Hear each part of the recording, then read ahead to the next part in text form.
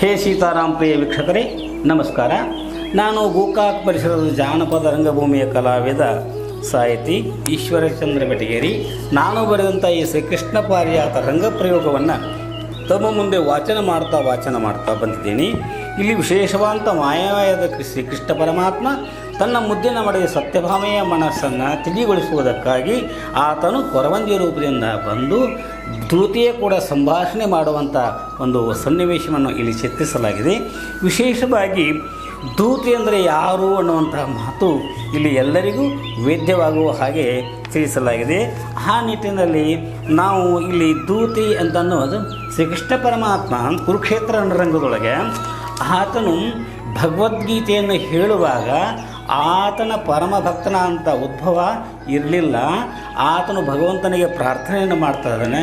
ಯಾಕಂತಂದರೆ ನೀವು ಕುರುಕ್ಷೇತ್ರ ರಂಗದಲ್ಲಿ ಹೇಳಿದಂಥ ಆ ಒಂದು ಭಾಗವತದ ಕಥೆಯನ್ನು ಕೇಳಬೇಕು ಅನ್ನುವಂಥ ಅಪೇಕ್ಷೆ ನನ್ನಲ್ಲಾಗಿದ್ದಾಗ, ಹಾಗಾದರೆ ಮುಂದೆ ಕಲಿಯುಗದಲ್ಲಿ ನಾನು ಪಾರಿಜಾತದ ಕೃಷ್ಣನಾಗಿ ಅವತರಿಸಿ ಬಂದು ನೀನು ದೂತೆಯ ಮುಖಾಂತರ ಪ್ರಶ್ನೆಗಳನ್ನು ಕೇಳುತ್ತಾ ಆ ಎಲ್ಲ ಸಾರವನ್ನು ಶ್ರೀಕೃಷ್ಣ ಪಾರಿಜಾತದ ಮುಖಾಂತರವಾಗಿ ನೀನು ಕೇಳುವಂತೆ ಅಂತ ಆಶೀರ್ವಾದ ಕೊಟ್ಟು ಅಭಯ ಕೊಟ್ಟಾಗ ಇಲ್ಲಿ ಪಾರಿಜಾತದ ಭಾಗವತ ಆತನ ಪರಮ ಭಕ್ತನಾದ ಉದ್ಭವ ಎಂಬುದನ್ನು ಎಲ್ಲರೂ ನಾವು ಒಪ್ಪಿಕೊಳ್ಳುತ್ತೇವೆ. ಈ ನಿಟ್ಟಿನಲ್ಲಿ ನಮ್ಮ ಹಲವಾರು ಚಿಕಿತ್ಸಕರು ವಿದ್ವಾಂಸರು ಕೂಡ ದೂತೆಯ ಕುರಿತಾಗಿ ತಮ್ಮದೇ ಅಂತ ಒಂದು ಅಭಿಪ್ರಾಯಗಳನ್ನು ವ್ಯಕ್ತ ಮಾಡುವುದನ್ನು ನಾವು ಕಾಣುತ್ತೇವೆ. ಯಾಕಂದರೆ ಜನಪದರು ಅನಿವಾರ್ಯ ಘಟ್ಟದಲ್ಲಿ ಮಾಡಿಕೊಂಡಂಥ ವಿಶೇಷವಾದಂಥ ರಂಗತಂತ್ರದ ವಿನ್ಯಾಸವಿದು. ದೂತಿ ರೂಪದ ಭಾಗವತವನ್ನು ಒಪ್ಪಿಕೊಳ್ಳುವುದರ ಮೂಲಕ ನಮ್ಮ ನಾಡಿನ ಖ್ಯಾತ ಜಾನಪದ ವಿದ್ವಾಂಸರು ನಮ್ಮ ಗುರುಗಳಾದಂಥ ಡಾಕ್ಟರ್ ಶ್ರೀರಾಮ್ ಹಿಟ್ಟಣ್ಣವರವರು ಇವರು ಈ ರೀತಿ ತಮ್ಮ ಒಂದು ಆಧಾರ ಸಹಿತವಾದಂಥ ವಾದವನ್ನು ಮಂಡಿಸುತ್ತಾರೆ. ಅದೇನೆಂದರೆ, ಅಪರಾಳ ತಮ್ಮಣ್ಣನವರ ಪಾರಿಜಾತದ ಪ್ರಕಾರ ದೂತಿ ಹೆಣ್ಣು, ಆದರೆ ಕುಲಿಗೋಡ ತಮ್ಮಣ್ಣನವರ ಪಾರಿಜಾತದ ಪ್ರಕಾರ ಹೆಣ್ಣು ಅಲ್ಲ ಗಂಡು ಅಲ್ಲ ಎಂದು ಎನಿಸುತ್ತಾಳೆ. ಕುಲಗೋಡ ಪಾರಿಜಾತದ ದೂತಿಯ ಮಾತು ನಡವಳಿಕೆಯಲ್ಲ ಹೆಣ್ಣಿನದೇ, ಆದರೂ ವೇಷ ಮಾತ್ರ ಪುರುಷನದು. ವೇಷ ನಿತ್ಯದ ಉಡುಪು. ಪುರುಷ ವೇಷದಲ್ಲಿದ್ದರೂ ಕೂಡ ದೂತಿ ಆಟ ನಡೆದಾಗ ಆ ಪಾತ್ರವನ್ನು ಎಲ್ಲರೂ ಎಲ್ಲ ಪಾತ್ರಗಳು ಸ್ತ್ರೀಯಂತೆಯೂ ಕಾಣುತ್ತಾರೆ, ಪುರುಷಂತೆಯೂ ಕಾಣುತ್ತಾರೆ. ಉಳಿದ ವೇಳೆಯಲ್ಲಿ ಅವನನ್ನು ಭಾಗವತ ಎಂದು ಕರೆಯುತ್ತಾರೆ. ಅಪರಾಳ ತಮ್ಮಣ್ಣನವರ ಪಾರಿಜಾತದ ದೂತಿ ಕೇವಲ ಸತ್ಯಭಾಮೆಗೆ ಆಪ್ತಳಾಗಿದ್ದಾಳೆ. ಕುಲಿಗೋಡ ತಮ್ಮಣ್ಣಾಚಾರ್ಯ ಕುಲಕರ್ಣಿಯವರ ಪಾರಿಜಾತದಲ್ಲಿ ಎಲ್ಲರಿಗೂ ದೂತಿ ಪರಿಚಿತಳಾಗುತ್ತಾಳೆ. ಅಪರಾಳ ತಮ್ಮಣ್ಣವರ ಪಾರಿಜಾತದಲ್ಲಿ ಹಾಸ್ಯ ಪಾತ್ರ ಅವಳದಲ್ಲ. ಪಾರಿಜಾತದಲ್ಲಿ ಮಾತ್ರ ಅಂದರೆ ತಮ್ಮಣ್ಣಾಚಾರ್ಯ ಕುಲಕರ್ಣಿಯವರ ಕುಲಿಗೋಡ ಪಾರಿಜಾತದಲ್ಲಿ ದೂತಿಯ ಕೆಲಸ ನಗಿಸುವುದು, ಸೂತ್ರಧಾರಿಯಾಗಿರುವುದು. ಕುಲಿಗೋಡ ಪಾರಿಜಾತದ ದೂತಿಯ ಸರ್ವಜ್ಞೆ. ಅವಳು ಹೊಟ್ಟೆ ಹುಣ್ಣಾಗುವಂತೆ ನಗಿಸಬಲ್ಲಳು, ಪುರಾಣಗಳನ್ನು ಜಾಲಾಡಿಸಬಲ್ಲಳು. ಯಕ್ಷಗಾನದ ಭಾಗವತ ದೊಡ್ಡಾಟದ ಸಾರಥಿ ಮಾಡುವ ಸೂತ್ರಧಾರನ ಎಲ್ಲ ಕೆಲಸವನ್ನು ಕುಲಿಗೋಡ ತಮ್ಮಣ್ಣಾಚಾರ್ಯ ಕುಲಕರ್ಣಿಯವರು ಪ್ರತಿಪಾದಿಸುವಂಥ ಪಾರಿಜಾತದಲ್ಲಿ ದೂತಿ ಮಾಡುತ್ತಾಳೆ. ಪಾರಿಜಾತಕ್ಕಿಂತ ಯಕ್ಷಗಾನ ದೊಡ್ಡಾಟಗಳು ಬಹು ಹಿಂದಿನವು.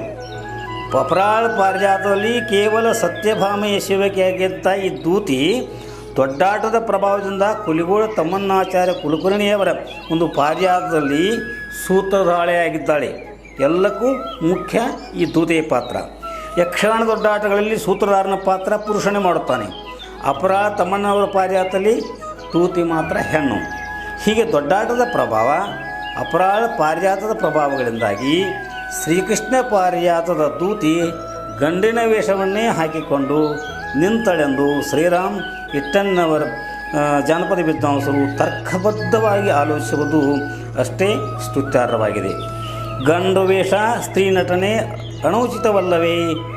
ಅನೌಚಿತ್ಯವು ಒಂದು ರೀತಿಯಲ್ಲಿ ಅನುಕೂಲಕರ. ಅಭಿನವಗುಪ್ತನೆಂಬ ಕಾವ್ಯಮೀಮಾಂಸಕ ಅನೌಚಿತ್ಯ ಪ್ರವೃತ್ತಿ ಕರ್ತಮೇವ ಹಿ ಹಾಸ್ಯ ವಿಭಾವತ್ಸಂ ಎಂದಿರುವುದನ್ನು ಇಲ್ಲಿ ನಾವು ಗಮನಿಸಬೇಕಾಗುತ್ತದೆ. ಈತನ ಪ್ರಕಾರ ಅನೌಚಿತ್ಯವೇ ಹಾಸ್ಯದ ಜೀವಾಳ. ಇಲ್ಲಿಯ ದೂತಿ ಹಾಸ್ಯಕ್ಕೆ ಇನ್ನೊಂದು ಹೆಸರಿನಂತಿರುವುದರಿಂದ ಜನಪದ ಕವಿ ಉದ್ದೇಶಪೂರ್ವಕವಾಗಿ ಅವಳಿಗೆ ಗಂಡುಡುಗೆಯನ್ನು ತೊಡಿಸಿದ್ದಾನೆ. ನಾಟಕದ ಹೆಸರು ಸೂಚಿಸುವಂತೆ ತುಂಬ ಕೃತ್ರಿಮ, ಅವಾಸ್ತವ. ಅದು ಅವಾಸ್ತವವಾದಷ್ಟು ಪ್ರೇಕ್ಷಕರನ್ನು ರಂಜಿಸುತ್ತದೆ. ಈ ಕಾರಣದಿಂದಲೂ ಹೆಣ್ಣಿನ ರೂಪದಲ್ಲಿ ಗಂಡನ್ನು, ಪ್ರಸ್ತುತಪಡಿಸಿರುವ ಸಾಧ್ಯತೆ ಇದೆ.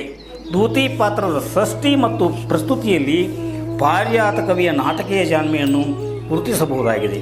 ನಿತ್ಯದ ಸಹಜ ಗಂಡುಡುಗೆಯಲ್ಲಿದ್ದುಕೊಂಡೇ ಹೆಣ್ಣಿನ ರೀತಿ ಮಾತುಗಳನ್ನು ಅಭಿನಯಿಸುವ ಈ ಚಮತ್ಕಾರ ಜಾನಪದ ರಂಗಭೂಮಿಗೆ ವಿಶಿಷ್ಟವಾದ ಒಂದು ಕೊಡುಗೆ.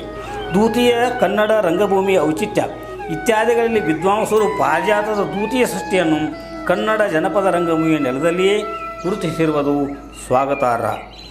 ಒಟ್ಟಿನಲ್ಲಿ ಕನ್ನಡ ಜನಪದ ರಂಗಭೂಮಿಗೆ ಸಾರಥಿ ಉತ್ತರ ಕರ್ನಾಟಕದ ದೊಡ್ಡಾಟ ನೀಡಿದ ಕೊಡುಗೆ. ಆದರೆ ನಮ್ಮ ದೂತಿ ಶ್ರೀಕೃಷ್ಣ ಪಾರಿಜಾತ ನೀಡಿದ ಮಹತ್ವದ ಕೊಡುಗೆ. ದೊಡ್ಡಾಟದಲ್ಲಿ ಸಾರಥಿಯಾಗಿರುವ ಸ್ಥಾನ ಶ್ರೀಕೃಷ್ಣ ಪಾರಿಜಾತದಲ್ಲಿ ದೂತಿಯಾಗಿ ಖಂಡಿತವಾಗಿಯೂ ನಮ್ಮ ಈ ದೂತಿಗೆ ಇದೆ ಎಂಬುದನ್ನು ನಾವು ಕೈ ಎತ್ತಿ ಹೇಳಬಹುದು. ಸಾರಥಿಯದು ಉತ್ತರ ಕರ್ನಾಟಕದ ದೊಡ್ಡಾಟದ ಗಮನಾರ್ಹ ಪಾತ್ರ. ಹಾಗೆ ಭಾಗವತನೊಂದಿಗೆ ಗಣಪತಿಯ ಪೂಜೆ ಸ್ತೋತ್ರಗಳನ್ನು ವಿಧಿವತ್ತಾಗಿ ಸಾರಥಿಯು ಸೇರಿಸಿಕೊಂಡು ಮಾಡುವ ಪದ್ಧತಿಯು ಉಳಿದು ಬಂದಿದೆ. ಈ ಪೂಜಾ ಸಂದರ್ಭದಲ್ಲಿ ಭಾಗವತನ ಮಾತುಗಳಿಗೆ ಸಾರಥಿ ವಿಪರೀತವಾಗಿ ಹಾಸ್ಯದ ಒಂದು ಕಲ್ಪಿಸಿ ಆತನು ಇಲ್ಲಿ ಪ್ರಯೋಗ ಮಾಡುತ್ತಾನೆ. ಬಯಲಾಟದ ಆರಂಭದ ಪೂಜಾ ಕಾರ್ಯ ಮೊದಲುಗೊಂಡು ಈ ಸಭೆಗೆ ಬಂದಂಥವರು ಇವರು ಯಾರು ಅನ್ನುವಂಥ ಪ್ರಶ್ನೆಯೊಂದಿಗೆ ಸಭಾಮಂದಿರಕ್ಕೆ ಬಂದಂಥ ಎಲ್ಲ ಪಾತ್ರಗಳ ಪರಿಚಾರಿಕೆ ಹಾಸ್ಯ ಸೃಷ್ಟಿಸಿರುವುದು ಸಾರಥಿಯ ಪ್ರಮುಖ ಕಾರ್ಯಗಳು. ಈ ಮುಖ್ಯ ಕಾರ್ಯಗಳ ಜೊತೆಯಲ್ಲಿ ಆರಂಭದಿಂದ ಕೊನೆಯವರೆಗೆ ರಂಗದ ಮೇಲೆ ಬರುವ 10 ಕೆಲಸಗಳನ್ನು ಅತ್ಯಂತ ಪ್ರೀತಿಯಿಂದ ಖುಷಿಯಾಗಿ ಮಾಡಿ ಸಭಿಕರ ಮನಗೆಲ್ಲುವ ಅತ್ಯಂತ ಜನಪ್ರಿಯ ಪಾತ್ರ ಸಾರಥಿ. ಅಂತೆಯೇ ಶ್ರೀಕೃಷ್ಣ ಪಾರಿಜಾತದಲ್ಲಿ ದೂತಿ ಅಂದರೆ ಭಾಗವತದ ಒಂದು ಹೇಳೋದು ನಮಗೆ ಅಷ್ಟೇ ಹೆಮ್ಮೆ. ಇದು ಅತ್ಯಂತ ಹಿರಿದಾದ ಪಾತ್ರ. ಈ ದೂತಿ ಆರಂಭದಿಂದ ಕೊನೆಯವರೆಗೆ ರಂಗದ ಮೇಲೇ ಇರುತ್ತಾಳೆ. ಈ ಪಾರಿಜಾತದ ಪಾತ್ರಗಳು ಸಂಭಾಷಣೆ ಇವಳ ಮೂಲಕವೇ ಪ್ರಾರಂಭವಾಗುತ್ತವೆ. ಸ್ವಾಮಿ ತಾವು ಬಂದಂಥವರು ಯಾರು, ಅಮ್ಮ ತಾವು ಬಂದಂಥವರು ಯಾರು, ಹೀಗೆ ಪ್ರಶ್ನೆ ಪ್ರಾರಂಭವಾಗಿಕೊಂಡು 2 ಪಾತ್ರಗಳ ಮಧ್ಯದ ಕೊಂಡಿಯಾಗಿ ಸಭಿಕರು ಮತ್ತು ರಂಗಭೂಮಿಯ ಮಧ್ಯವರ್ತಿಯಾಗಿ ಈ ದೂತಿ ಕೆಲಸ ಮಾಡುತ್ತಾಳೆ. ದೂತಿ ಕೃಷ್ಣ ಸತ್ಯಭಾಮ ರುಕ್ಮಿಣಿಯರ ಪ್ರೇಮ ಪ್ರಕರಣದಲ್ಲಿ ಮಧ್ಯವರ್ತಿಯಾಗಿ ಕಾರ್ಯ ಮಾಡುವುದು ಕೂಡ ಗಮನಾರ್ಹ. ಪ್ರಮುಖ ಪಾತ್ರಗಳ ಮಾತಿಗೆ ಅಪಾರ್ಥ ದ್ವಂದ್ವಾರ್ಥ ಕಲ್ಪಿಸುವುದು, ವಿಷಯ ಗೊತ್ತಿದ್ದು ಗೊತ್ತಿಲ್ಲದಂತೆ ವರ್ತಿಸುವುದು ಈ ದೂತಿಯ ಹಿರಿಮೆ. ಒಮ್ಮೆ ಶಾಸ್ತ್ರ ಪುರಾಣ ಎಲ್ಲ ತಿಳಿದ ಪಂಡಿತೆಯಂತೆ ಅರ್ಚಿಸುವುದು, ಒಮ್ಮೊಮ್ಮೆ ಶ್ರೀಸಾಮಾನ್ಯರಂತೆ ಹಳ್ಳಿಯ ಮುಗ್ಧೆಯಾಗಿ ವರ್ತಿಸುವುದು, ಮತ್ತೊಮ್ಮೆ ವಿನಯದಿಂದ ಮಾತಾಡುವುದು, ಮತ್ತೊಮ್ಮೆ ಒರಟಾಗಿ ಮಾತಾಡಬಹುದು, ಮತ್ತೊಮ್ಮೆ ಪ್ರಸಂಗಬದ್ಧವಾಗಿ ಹಾಸ್ಯ ಲೇಪನ ಮಾಡಿಕೊಂಡು ಕಲಾಕೌಶಲ್ಯವನ್ನು ಮೆರೆಯುವಂಥ ದೂತಿ ಪಾತ್ರ ಶ್ರೇಷ್ಠವಾದದ್ದು. ದೊಡ್ಡಾಟಗಳಲ್ಲಿ ಕತೆಗಾರ ಗಣಪತಿಯನ್ನು ಪೂಜಿಸಿ ಸ್ತೋತ್ರ ಮಾಡುವನು. ಪೂಜಾ ಸಾಮಗ್ರಿಗಳನ್ನು ಸಾರಥಿ ತಂದಿಡುತ್ತಾನೆ. ಅವುಗಳನ್ನು ಒಂದೊಂದಾಗಿ ವಿವರಿಸುತ್ತಾ ಹೋಗುತ್ತಾನೆ. ಅಂದು ನಡೆಯುವ ಆಟದ ಹೆಸರನ್ನು ಹೇಳಿ ಆ ಆಟಕ್ಕೆ ಯಾವ ವಿಘ್ನಗಳು ಬಾರದಂತೆ ಗಣಪತಿಯನ್ನು ಕೇಳಿಕೊಳ್ಳುವಂಥ ಒಂದು ಪ್ರಸಂಗ. ಆ ಸಂದರ್ಭದಲ್ಲಿ ಈ ಒಂದು ಭಾಗವತ ಅಥವಾ ಸಾರಥಿ ದೂತಿಯ ಪಾತ್ರ ಮಹತ್ವದ್ದು. ಇಲ್ಲಿ ಪಾರಿಜಾತದಲ್ಲಿ ದೂತಿ ಅಡ್ದೂತಿ ಗಜಾನ ಪೂಜೆ ಮಾಡಿ ಸ್ತೋತ್ರಾದಿಗಳಾದ ನಂತರ ವಿಘ್ನ ಬಾರದಂತೆ ಬೇಡಿಕೊಳ್ಳುವಂಥ ರೀತಿ. ಈ ಒಂದು ದೊಡ್ಡಾಟದಲ್ಲಿಯೂ ಕೂಡ ಈ ಪಾರಿಜಾತದ ರಂಗಭೂಮಿಯಂತೆ ಗಜಾನ ಪ್ರವೇಶವಾಗುತ್ತದೆ. ದೂತಿಯ ದ್ವಂದ್ವಾರ್ಥದ ಜಾನಪದ ಸೊಗಡಿನ ಹಾಸ್ಯ ಮೊದಲಾಗುತ್ತದೆ. ಪಾರಿಜಾತದ 11 ಸನ್ನಿವೇಶಗಳಲ್ಲಿ ದೂತಿಯ ಪ್ರವೇಶ, ಕಾರವಾರ, ಹಾಸ್ಯ ಇದ್ದುದೇ. ಪಾರಿಜಾತ ಕಥೆ ಉದ್ದಕ್ಕೂ ದೂತಿಯ ಹಾಸ್ಯ ಚೆಲ್ಲುವರಿಯುತ್ತದೆ. ನಾರದೊಂದಿಗೆ ವಿಶೇಷವಾದಂಥ ಒಂದು ಹಾಸ್ಯ, ಕಾರಣ ಕುಂಟನಗಿತ್ತಿಯ ಪ್ರಸಂಗ. ಹಾಗೆಯೇ ಸಲಹೆಗಾರನಾಗಿ ಕಲಾಕಾರನಾಗಿ ಈ ಅಭಿನಯ ಮಾಡುವುದು ದೂತಿಯ ವಿಶೇಷವಾದಂಥ ಪ್ರತಿಭೆ. ಗಾದೆ ಮಾತು, ಬೈಗಳ ನುಡಿಗಟ್ಟು, ನಾಡನುಡಿ, ವಿರುಕ್ತಿ, ಮಾರುಲಿ ಪದ ಮುಂತಾದ ಕನ್ನಡ ಭಾಷೆಯ ವಿಶಿಷ್ಟ ಅಂಶಗಳಲ್ಲಿ ವಿನೋದವನ್ನು ತುಂಬಿ ಈ ದೂತಿ ಹಾಸ್ಯದ ಹೊನಲನ್ನೇ ಸೃಷ್ಟಿ ಮಾಡುವುದು ವಿಶೇಷವಾಗಿದೆ. ಇಲ್ಲಿ ಇವಳು ತನ್ನ ಬುದ್ಧಿ ಚಾತುರ್ಯ, ವಾಕ್ಪಟುಗಳ ಜೊತೆಗೆ ನಕ್ಕು ನಗಿಸುವ ಕಲೆ, ಹಾಸ್ಯರಸ, ಹಾಗೆ ಪಾರಿಜಾತ ಕಥೆಯನ್ನು ಮುಂದುವರಿಸುವಂಥ ವಿಶೇಷವಾದಂಥ ಒಂದು ವಿಶೇಷತೆ ಇವಳಲ್ಲಿ ಶಿವಪಾಲು ಈ ದೂತಿಗಿದೆ ಎಂಬುದನ್ನು ಹೇಳಿದರೂ ಔಚಿತ್ಯಪೂರ್ಣವಾಗಿದೆ. ತಿಳಿಯ ಹಾಸ್ಯ ನೈಜ ಜೀವನದ ಪ್ರತೀಕ. ಗಣಪತಿಗೆ ಮಾಡುವಂಥ ಪೂಜಾ ಗಂಧಾಕ್ಷತೆ ಅಡ್ಡದೂತಿಯ ದೃಷ್ಟಿಯಲ್ಲಿ ಕಟಕಮನ್ನ, ಗಣೇಶನ ಪೂಜೆ ಕರಿಕೆ ಬೇಕು ಎನ್ನಲು ಏಶ್ವರಿ ಅನ್ನುವಂಥ ಕರಿಕೆಗೆ ಪತ್ರೆ ಅಂದರೆ ಒಂದು ಹೊರಿ ಸಜ್ಜಿ ತನಕ ಹೀಗೆ ವಿಶೇಷವಾಗಿ ಹಾಸ್ಯಮಯವಾಗಿ ಪೂಜೆಗಳನ್ನು ಮಾಡುತ್ತಾ ಪ್ರೇಕ್ಷಕರ ಮನರಂಜಿಸುತ್ತಾ ಈ ಒಂದು ಕೃಷ್ಣ ಪರಮಾತ್ಮನ ಒಂದು ಸೇವೆಯನ್ನು ಮಾಡ್ತಿರುವಂಥ ಈ ದೂತಿ ಯಾವಾಗಲೂ ಗೌರವಾನ್ವಿತಳು. ಹೀಗಾಗಿ ಇಲ್ಲಿ ಕೃಷ್ಣ ರುಕ್ಮಿಣಿಯ ಒಂದು ಸನ್ನಿವೇಶದಲ್ಲಿ ಕೃಷ್ಣನ ಜೊತೆಗೆ ಸಂವಾದ ಮಾಡುವಾಗ, ಹಾಗೆ ಸತ್ಯಭಾಮೆಯ ಶೃಂಗಾರವನ್ನು ಬಣ್ಣಿಸುವಾಗ, ಹಾಗೆ ಕೊರವಂಜಿ ಕೂಡ ವಿಶೇಷವಾದಂಥ ಒಂದು ಚಾಕಚಕ್ಯತೆಯಿಂದ ವೇದ ಉಪನಿಷತ್ತುಗಳ ಕುರಿತು ಚರ್ಚೆ ಮಾಡುವಾಗ ಇವಳ ಪಾತ್ರ ಹಿರಿದೆನಿಸುತ್ತದೆ. ದೊಡ್ಡಾಟದ ವೀರ ರೌದ್ರಸಗಳಿಂದ ಕೂಡಿದ ಅತೀರ್ಥ ಮಹಾರಥರ ಕಥೆ. ಹೀಗಾಗಿ ಗಂಭೀರ ವಾತಾವರಣ ಸೃಷ್ಟಿಯಾಗಿ ಸಭಿಕರಿಗೆ ಮನಸ್ಸು ಬೇಸರವಾಗುತ್ತದೆ. ಅಂಥ ಸಂದರ್ಭದಲ್ಲಿ ಸಾರಥಿ ದೂತೆಯರು ನಗೆ ಕಡಲಿನಿಂದಾಗಿ ಪ್ರೇಕ್ಷಕರ ನಿದ್ರೆಯನ್ನು ಹೊಡೆದೋಡಿಸುವುದಲ್ಲದೆ ಆ ಒಂದು ಮತ್ತಷ್ಟು ಸನ್ನಿವೇಶಕ್ಕೆ ಮೆರಗವನ್ನು ತರುವಂಥ ಕಾರ್ಯ ಈ ಭಾಗವತರು ದೂತೆಗಳು ಮಾಡುತ್ತಾರೆ. ಭಾಗವತನ ಆದ್ಯಂತ ಸೂತ್ರನಿಂದ ರಂಗದ ಮೇಲಿನ ಈ ಸಾರಥಿ ಭೌತಗಳು ಕಾರ್ಯವನ್ನು ಮಾಡೋದ್ರಿಂದ ಎಷ್ಟೇ ಸ್ವಾಮಿನಿಷ್ಠೆ ಇದ್ದಾಗಲೂ ಕೂಡ ಅವಕಾಶಕ್ಕೆಲ್ಲ ಒಡ್ಡತನದ ಪ್ರದರ್ಶನ ಮಾಡಿ ಹಾಸ್ಯದ ಹೊನಲನ್ನು ನಮ್ಮ ಜನತೆಗೆ ಹರಿಸುವುದು ವಿಶೇಷವಾಗಿದೆ. ಗೊತ್ತಿಲ್ಲದವರಾಗಿ ಸಲ ವರ್ತಿಸುವುದರಿಂದ ಭಾಗವತನ ಕೆಲವೊಮ್ಮೆ ಸಂದರ್ಭದಲ್ಲಿ ಪಾತ್ರಗಳಿಂದ ಭಯಗಳು ಕೂಡ ಸ್ವೀಕಾರವಾಗಬೇಕಾಗುತ್ತದೆ. ಎಡವರ್ತನ ಮಾಡದ ಮ್ಯಾಗ ಬೆಣ್ಣ ಮೇಲೆ ಪ್ರಮುಖ ಪಾತ್ರಗಳಿಂದ ಬಡಿಸಿಕೊಳ್ಳಬೇಕಾಗಿದೆ. ಈ ಇತರ ಪಾತ್ರಗಳನ್ನು ಜಗ್ಗಾಡಿಸಿ ಹೊಸಿ ಕಲಕು ಈತನು ಇರುತ್ತಾನೆ. ಕೃಷ್ಣ ಅನಂತ ಪಾತ್ರಗಳ ಕೈಯಲ್ಲಿ ಕೃಷ್ಣಾಜಿನಿಂದ ಬಡಿಸಿಕೊಂಡು ತಪ್ಪಿಗೆ ಪಶ್ಚಾತ್ತಾಪಪಟ್ಟು ಪಾತ್ರಗಳ ಸೂಚನೆಯಂತೆ ಕಾರ್ಯ ಮುಂದುವರಿತಾ ಹೋಗುತ್ತದೆ. ಇಲ್ಲಿ ಸಾರಥಿ ಹಾಗೂ ದೂತಿ ದೊಡ್ಡಾಟ ಮತ್ತು ಪಾರಿಜಾತಗಳಲ್ಲಿ ತಮ್ಮದೇ ಆದಂಥ ಒಂದು ವಿಶೇಷ ವ್ಯಕ್ತಿತ್ವದ ತಮ್ಮ ದರ್ಶನ ಮಾಡುವುದರ ಜೊತೆಗೆ ಮನೆಯ ಸುದ್ದಿ, ಊರು ಕೇರಿ ಸುದ್ದಿ, ಸತ್ತ ಸುದ್ದಿ, ಪ್ರೇಮದ ಸುದ್ದಿ, ಯುದ್ಧದ ಸುದ್ದಿ, ರಾಜರಾಣಿಯ ಸುದ್ದಿ, ಸವತಿ ಮಕ್ಕಳ ಸುದ್ದಿ, ರಾಕ್ಷಸರ ಸುದ್ದಿ, ದೇವತೆಗಳ ಸುದ್ದಿ, ಹೀಗೆ ಒಂದೇ ಎರಡೇ ತನಗೆ ತೋಚಿದಂತೆ ಎಲ್ಲ ವಿಷಯಗಳನ್ನು ಮುಟ್ಟುವಂಥ ಒಂದು ಚಾಕಚಕ್ಯತೆ ಈ ದೂತಿ ಅಂದರೆ ಭಾಗವತ ಸಾರಥಿಗೆ ಇದೆ ಎಂಬುದನ್ನು ನಾವು ಇಲ್ಲಿ ಮನಗಾಣುತ್ತೇವೆ. ಇಂಥ ಸಾರಥಿಯಂತೆ ಈ ದೂತಿಯಂತೆ ವಿಶೇಷವಾಗಿ ಪಾತ್ರಗಳ ಜೊತೆಗೆ ಮಿಡಿಯುವಂಥ ಒಂದು ವಿಶೇಷತೆ ನಿಜವೂ ಅಷ್ಟೇ ಮೋಜಿನದಾಗಿರ್ತದೆ. ಪಾತ್ರಗಳ ಬಾಯಲ್ಲಿ ಪೂರ್ವದ ಇತಿಹಾಸವನ್ನು ಹೇಳುವಂಥ ಒಂದು ಚಾಕಚಕ್ಯತೆ, ಹಾಗೆ ಸ್ತ್ರೀ ಪಾತ್ರಗಳನ್ನು ಮಾಡಿಸುವಾಗ ಅವರಲ್ಲಿ ನಯನಾಜುಕತನವನ್ನು ಹೊರಗಿಡುವಂಥ ತೀವ್ರ ಜೊತೆಗೆ ವೀರಾದಿ ವೀರರಿಗೂ ಕೂಡ ಮಾತನಾಡುವಾಗ ಅವರ ವೀರತನವನ್ನು ಜನಪದರಿಗೆ ಮುಟ್ಟಿಸುವಂತೆ ಹೀಗೆ ವೈವಿಧ್ಯಮಯವಾದಂಥ ಕಾರ್ಯವನ್ನು ಈ ದೂತಿ ಸಾರಥಿ ಪಾತ್ರಗಳು ಮಾಡ್ತಾ ಇದ್ದಾವೆ. ಅದಂತೆ ಹನುಮನಾಯಕನು ಕೂಡ ಇದರಲ್ಲಿ ಹೊರತಾಗಿಲ್ಲ. ಇದು ಕೃಷ್ಣ ತನಗೆ ಶ್ರೀಕೃಷ್ಣ ಕೃಷ್ಣ ಅಂತ ಅನ್ನುತ್ತಾರೆ ಅಂದಾಗ ಯಾಕಪ್ಪ ಇಟ್ಟೊಳಗೆ ಸರಿಯಾಗಿದ್ರೇನು ಅಂತ ಕೇಳುವಂಥ ಹಾಸ್ಯ ಪ್ರಸಂಗ.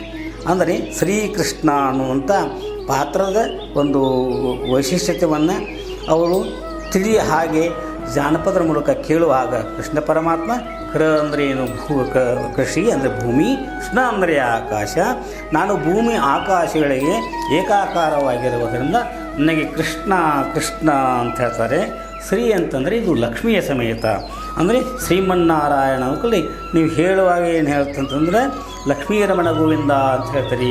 ಹಾಗೆ ಮೊದಲು ಶ್ರೀ ಬೇಕು, ಆಮೇಲೆ ನಾನು ಕೃಷ್ಣ ಅಂಥೇಳಿ ಅವಳು ಕೇಳುವಂಥ ಅಡ್ಡ ಮಾತಿಗೂ ಕೂಡ ವಿಶಿಷ್ಟಪೂರ್ಣವಾಗಿ ಉತ್ತರವನ್ನು ನೀಡುವಂಥ ಕಾರ್ಯವನ್ನು ಮಾಡುವುದನ್ನು ನಾವು ಕಾಡ್ತಾ ಇದ್ದೇವೆ.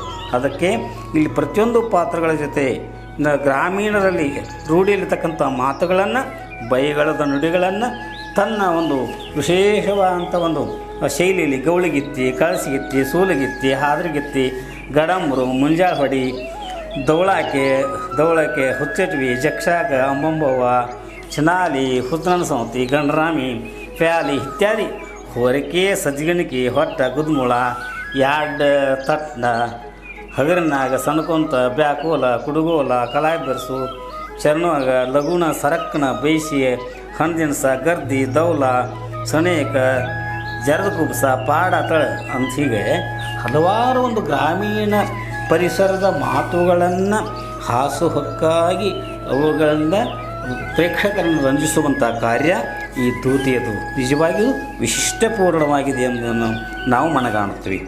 ದೊಡ್ಡಾಟದ ಸಾರಥಿ ಮತ್ತು ಪಾರಿಜಾತ ದೂತಿ ಇವು ಕವಿ ಸೃಷ್ಟಿಯವಲ್ಲ, ಶ್ರೀಸಾಮಾನ್ಯರ ಸೃಷ್ಟಿಯಲ್ಲಿ ಬಂದಂಥವು. ಅದಕ್ಕಾಗಿ ಇವುಗಳನ್ನು ನಾವು ವಿಶೇಷವಾಗಿ ಸಂಗ್ರಹ ಮಾಡೋದು ಕೂಡ ಅಷ್ಟೇ ಮಹತ್ವದ್ದು ಎಂಬುದನ್ನು ಜಾನಪದ ವಿದ್ವಾಂಸರು ಮನಗಾಡ್ತೇವೆ. ಅದಕ್ಕೆ ನಾವು ವಿಶೇಷವಾಗಿ ನಮ್ಮ ಗೋಕಾಕ್ ಪರಿಸರದ ಜಾನಪದ ರಂಗಭೂಮಿಯ ಕಲಾವಿದ ಈಶ್ವರಚಂದ್ರ ಬೆಟಗೇರಿಯವರು ತಮ್ಮದೇ ಆದಂಥ ಒಂದು ವಿಶಿಷ್ಟ ರೀತಿಯಲ್ಲಿ ಈ ಒಂದು ಶ್ರೀಕೃಷ್ಣ ಪಾರಿಜಾತ ರಂಗಪ್ರಯೋಗವನ್ನು ಸೃಷ್ಟಿ ಮಾಡಿದರೂ ಕೂಡ ಔಚಿತ್ಯಪೂರ್ಣವಾಗಿದೆ ಎಂಬ ಮಾತನ್ನು ಈ ನಮ್ಮ ನಾಡಿನ ಜಾನಪದ ವಿದ್ವಾಂಸರಾದಂಥ ಡಾಕ್ಟರ್ ಶ್ರೀರಾಮ್ ಇಟ್ಟಣ್ಣವರವರು ಕೂಡ ಬಹಳ ಪ್ರೀತಿಯಿಂದ ಅವರು ಬೆನ್ನುಡಿಯನ್ನು ಬರೆದು ಹರಿಸಿದ್ದಾರೆ. ಅವರು ಬರೆದಂಥ ಮಾತುಗಳನ್ನೇ ಅವಲೋಕಿಸುವಾಗ ಗೋಕಾಕ್ ಶ್ರೀಕೃಷ್ಣ ಪಾರಿಜಾತ ಕಲಾವಿದ ಬೆಟಗೇರಿಯವರು ವಿಶೇಷವಾಗಿ ಜನಪದ ರಂಗರೂಪಗಳು ಇವರ ಪ್ರೀತಿಯ ವಲಯ.